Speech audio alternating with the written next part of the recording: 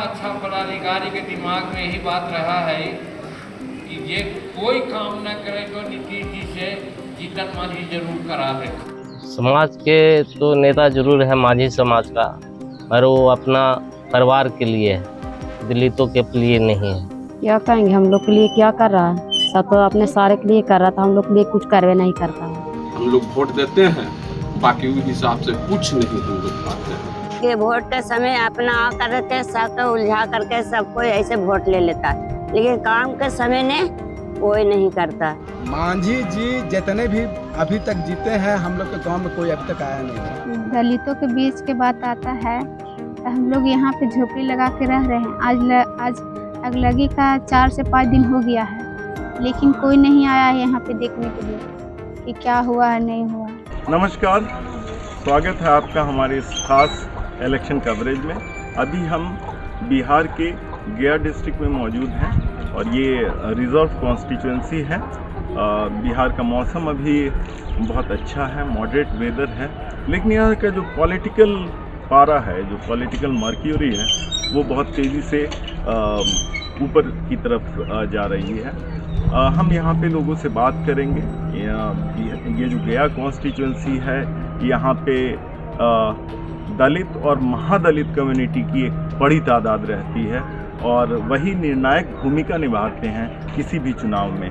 तो हम उनके बीच जाएंगे, उनसे बात करेंगे कि क्या हैं उनके मुद्दे जिस पे वो इस बार वोट देंगे, क्या मुद्दों की राजनीति हो भी रही है या नहीं हो रही है। हम दिखाएंगे इस कवरेज में आपको कि उनका सोशल, इकोनॉमिकल और एजुकेशनल डिप्राइवेशन और बैकवर्डनेस है, उसकी भी बातें होंगी। तो आप खुद सुनिए क्या कहते हैं यहाँ के लोग।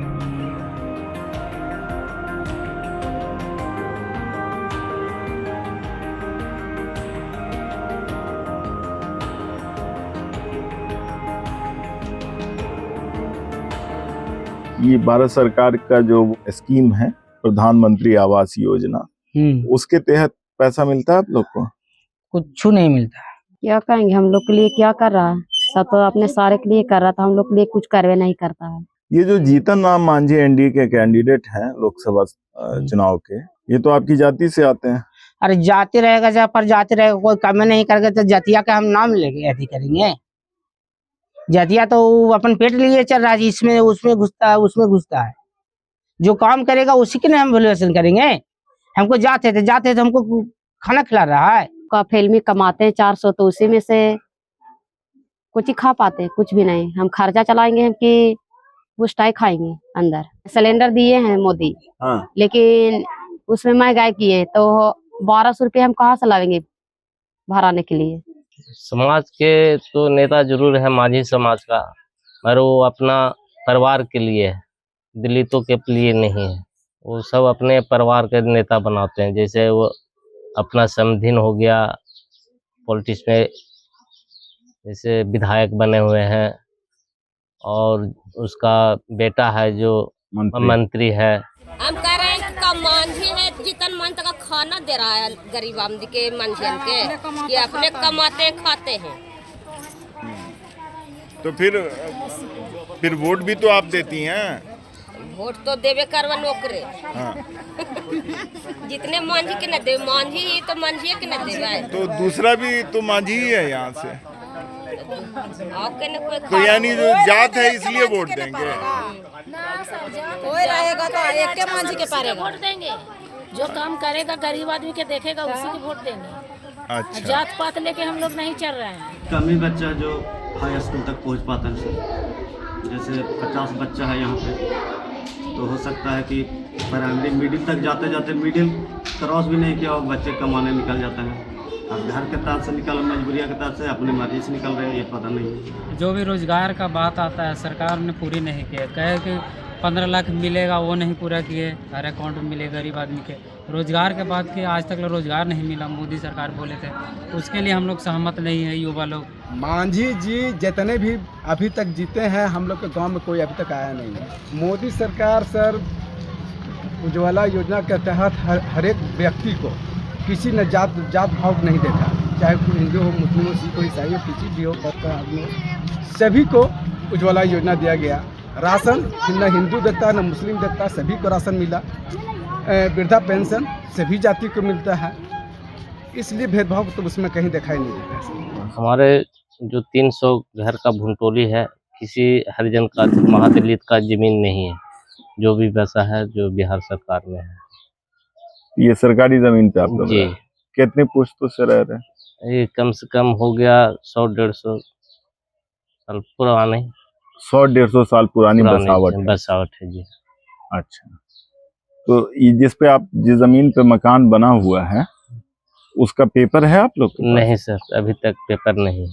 हम लोग को प्रोत्साहित किया जाता है भारत सरकार के तरफ से कि अयोध्या में मंदिर बना रहे हैं, काशी में मंदिर बना रहे हैं। मेरा परिवार अगर बीमार पड़ेगा तो मंदिर जाएगा कि डॉक्टर ही जाएगा? पहले डॉक्टर ही जाएगा। तो डॉक्टर की व्यवस्था होनी चाहिए, ना कि मंदिर की व्यवस्था होनी चाहिए। मंदिर की व्यवस्था कब है? जैसे सब लोग कहते हैं कि भोरे मॉर्निंग वॉक कीजिए, तो मॉर्निंग वॉक तभी कीजिएगा जब आप स्वस्थ रहिएगा। आप स्वस्थ रहे में मॉर्निंग वॉक होगा? नहीं होगा। हम घूम सकते हैं, कोई बड़ा से बड़ा काम सोच सकते हैं तब जब हमारा पेट भरा हुआ रहेगा। जब हमारा पेटे खाली है तो पहले पेटे के बारे में सोचेंगे सर। कहाँ मजदूर लोग जाएगा? दिल्ली जाता है, बम्बे जाता है, गुजरात जाता है। आज देखिए क्या स्थिति है मेरे ही गांव का, महादलित लोग का। नहीं टीचर स्कूल में, नहीं टीचर सही है, कोई चीज का व्यवस्था नहीं है। जो वार्ड कमिश्नर भी जो है वो भी नली नहीं सफाई करवाता। हमको वोट दिया है, हम लोग वोट देते हैं, बाकी उस हिसाब से कुछ नहीं हम लोग पाते हैं। हम लोग खाली वोट देने का हकदार हैं, इसका सिवा कुछ नहीं है। सरकार की जो व्यवस्थाएं हैं वो तो रहेगी। सरकार आएंगी, ये भी सरकार आएंगी, फिर सरकार जाएंगी, लेकिन जो व्यवस्थाएं हैं, जब ग्रामीण व्यवस्था में जो इस समुदाय अपनी जीवन यापन करते हैं वो सब मजदूर वर्ग के होते हैं। उनकी जीवन यापन जो भी चलता है वो मजदूरी से चलता है। जिस समय 10 वर्ष 12 वर्ष की उम्र में जो शरीर का ग्रोथ होना चाहिए बच्चों लोगों को, उस समय उन लोग कहीं ना कहीं मजदूरी बच्चे लोग भी करना स्टार्ट कर देते हैं। कहीं ईंट भट्टे पर, कहीं ना कहीं क्रेशर पर, कहीं ना कहीं ट्रैक्टर पर, कहीं ना कहीं और ट्रॉली पर, कहीं ना कहीं और कहीं ठेला खींचने वाले व्यवसाय पर। तो ये सब सारी व्यवस्थाएं में एक ही कमी रह गया है कि सरकार हर एक चीज कर रहा है, लेकिन शिक्षा व्यवस्था पर आज भी सिर्फ इनकी ध्यान आकर्षित नहीं है। सारी व्यवस्थाएं अगर इनके द्वारा मिल पा रहा है, लेकिन अगर शिक्षा नहीं है इस समाज में तो इनकी विकास कभी संभव नहीं। पूरी विधानसभा में इनका सब लैंड विहीन है, इनके पास कोई जमीन है ही नहीं।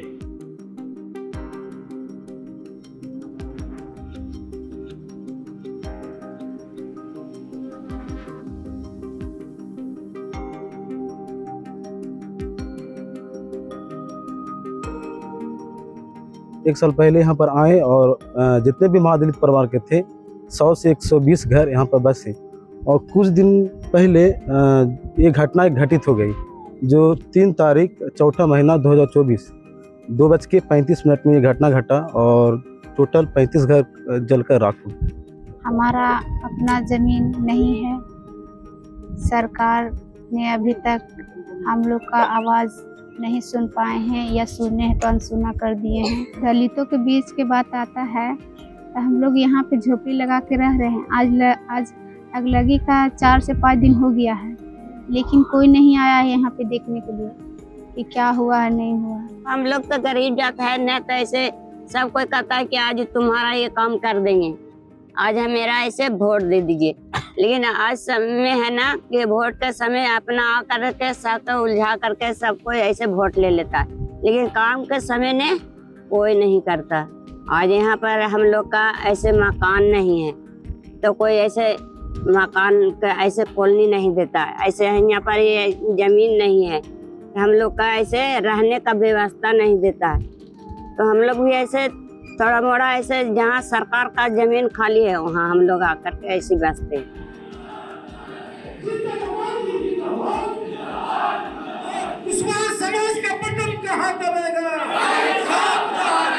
अच्छा पदाधिकारी के दिमाग में यही बात रहा है कि ये कोई काम न करे तो नीतीश जी से जीतन मांझी जरूर करा देते।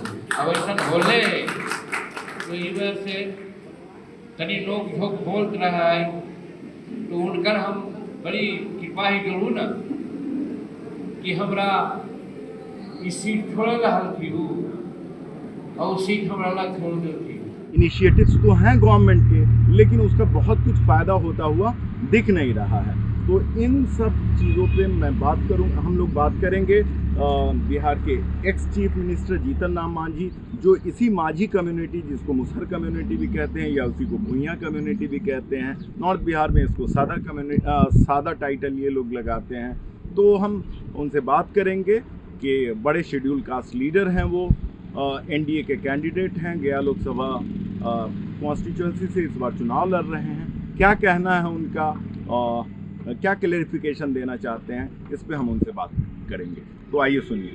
सर, गया लोकसभा कॉन्स्टिट्यूंसी रिजर्व कॉन्स्टिट्यूंसी है और यहाँ पे माझी कम्युनिटी का बहुत बड़ा वोटिंग चंक है और वही डिसाइड करता है यहाँ पे किसी कैंडिडेट के जीत या हार को।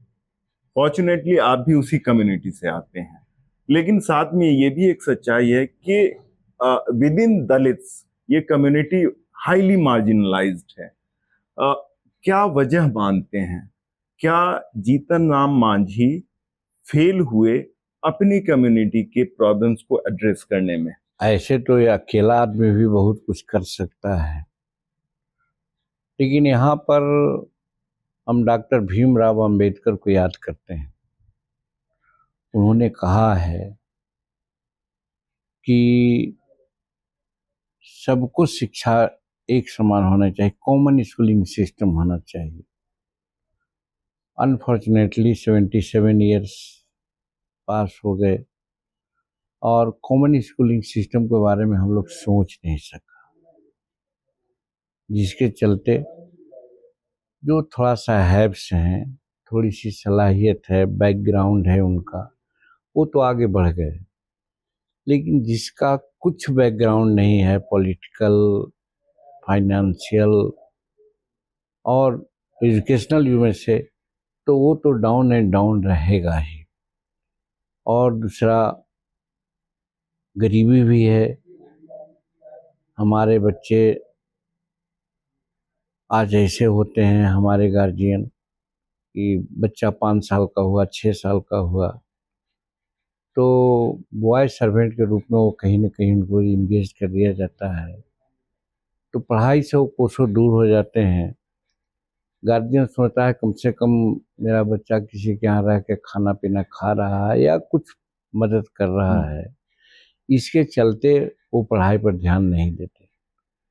अगर कॉमन स्कूलिंग सिस्टम होता कि राष्ट्रपति का बेटा हो या भंगी का संतान, सबको शिक्षा एक समान की नीति अगर अपनाई गई होती, जैसे फ्रांस में है, भूटान में है, अन्य कई एक राष्ट्र में है, वहाँ होता है कि 6 वर्ष का बच्चा हुआ तो सरकारी विद्यालय में दाखिला हो जाता है। 15-16 वर्ष के बाद वो निकलता है और अपने एटीट्यूड के अनुसार अपना जॉब करता है या बिजनेस करता है। वो अगर यहाँ होता तो जिस मुसहर कम्युनिटी, भूइयाँ कम्युनिटी की बात कर रहे हैं, उसकी दशा यहाँ नहीं होती। आज हमारे कहाँ एजुकेशन सिस्टम है कि जहाँ जोड़ सकते हैं कि जब 80% लिटरेसी रेट है एज ए होल, बिहार में भी लगभग वही है, but so far schedule caste is concern their literacy rate is 30%। और among schedule caste you can divide caste wise, Bhuiyan, Musahar, Dom, Mehtar, Rajwar, Bhokta, ये सब, तो देयर लिटरेसी रेट इज बिलो 15। बिलो 15, हाँ 15। और get it as a surprise कि so far Bhuiyan Musahar is concern their literacy rate is 7%। Today this is the picture. So it will only be possible when common schooling system is introduced। और राष्ट्रपति का बेटा हो या भंगी का संतान, सबको शिक्षा एक समान, equal opportunity should be provided to these people so that they can get their wards educated.